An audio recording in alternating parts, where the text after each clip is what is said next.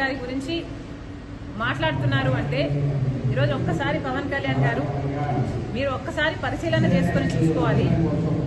అధికారం వచ్చిన తర్వాత మీ వేషం మారిపోయింది, మీ భాష మారిపోయింది. ఎందుకు అని అడుగుతున్నాం. ఎందుకు ఇంత రాజకీయం అని అడుగుతున్నాం. ఉన్నతమైన హోదాలో ఉన్నారు మీరు, బాధ్యత కలిగిన డిప్యూటీ చీఫ్ మినిస్టర్గా ఉన్నారు మీరు. మీ హోదాలో మీరు అన్ని వర్గాలకు మీరు న్యాయం చేయాల్సిన అవసరం ఉంది. అన్ని మతాలను సమానంగా చూడాల్సిన అవసరం ఉంది. అలాంటి మీరు ఈరోజు ఒక మతమే ముఖ్యము అన్నట్టు మీరు వ్యవహరిస్తున్నారే, ఇదేమైనా పద్ధతిగా ఉందా?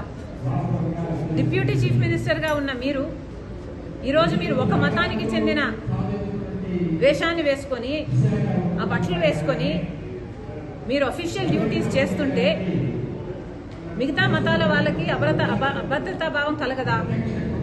ఏం ఆలోచిస్తున్నారు సార్? అసలు జనసేన పార్టీ అన్నది ఒక సెక్యులర్ పార్టీ అన్న ఉద్దేశం ఉండేది మాకు. కానీ ఈరోజు అర్థమవుతుంది ఇది కూడా ఒక రైటిస్ట్ పార్టీ అని. ఏం అవసరం అని అడుగుతున్నాం.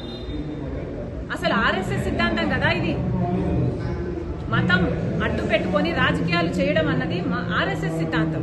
ఆ సిద్ధాంతాన్ని బీజేపీ అనుసరిస్తుంది అంటే అర్థం ఉంది. మీరెందుకు ఆ సిద్ధాంతాన్ని ఎత్తుకున్నారు? మీరు కూడా బీజేపీ లాగా ఏమైనా ఆర్ఎస్ఎస్ మీరు కూడా ఏజెంటా, డబుల్ ఏజెంటా? మోడీ డైరెక్షన్ లో కదా జరుగుతున్నది యాక్టింగ్ అంతా. మోడీ గారు డైరెక్ట్ చేస్తున్నారు, పవన్ కళ్యాణ్ గారు యాక్టర్ గా మారారు. ఎందుకని అడుగుతున్నాం. మీరా రాహుల్ గాంధీ గారి గురించి మాట్లాడేది ఏమైంది సార్? మణిపూర్లో క్రైస్తవుల ఊచకోత చేస్తే బీజేపీ పార్టీ, ఇదే మోడీ గారు ఎందుకు మాట్లాడలేదు మీరు? మరి ఇప్పుడు ఒక మతమే ముఖ్యం అన్నట్టు మీరు మాట్లాడుతున్నారే, మరి ఆ మతానికి చెందిన వాళ్ళు మనుషులు గారా? ఆ మతానికి చెందిన వాళ్ళు మీకు ఓట్లు వేయలేదా?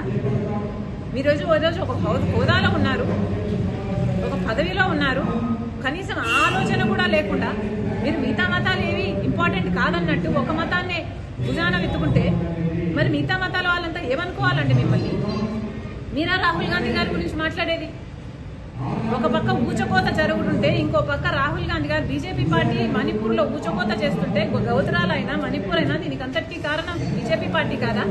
ఒక పక్క బీజేపీ పార్టీ అంత నీచంగా అంత ఇదిగా చేస్తుంటే ఇంకో పక్క రాహుల్ గాంధీ గారు ప్రేమ కోసం, ఐక్యత కోసం, సోదర భావాన్ని పెంచడం కోసం కన్యాకుమారి నుంచి కశ్మీర్ వరకు 1000 కిలోమీటర్లు పాదయాత్ర చేశారు.